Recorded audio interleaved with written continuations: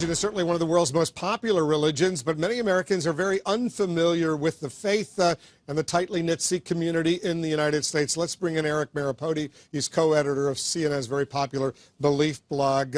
Tell us a little bit about the Sikh faith. What's going on with this religion? About 700,000 Sikhs in the United States, 25 million worldwide? Yeah, that's right. Well, if that makes it the fifth most popular religion in the world, it comes out of India about 500 years ago. It's a monotheistic faith, which means they believe in one God.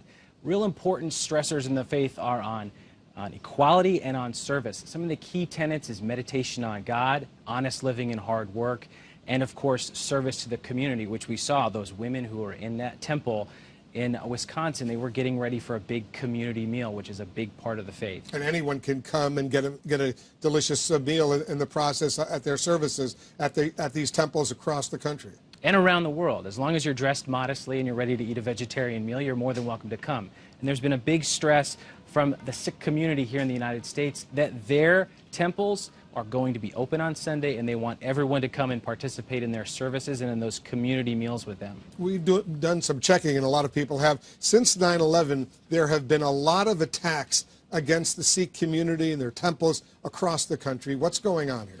A lot of that comes from one of the most public displays of the faith. Men and women who are baptized into the Sikh faith let their hair grow long. They never cut it. The men in particular wrap their hair in turbans. Of course, after 9/11, when we saw those al-Qaeda leaders who had bastardized Islam, wore turbans, Osama bin Laden, Ayman al-Zawahiri. And so when people went out trying to commit a hate crime against Muslims, what we found is that Sikhs were the ones who were attacked in the United States, because many Muslim men here in the United States don't wear the turban. It's not fashionable. But for Sikhs, it's not about fashion, it's about their faith, and it's an important article of their faith. How is the community across the country reacting, and what about worldwide?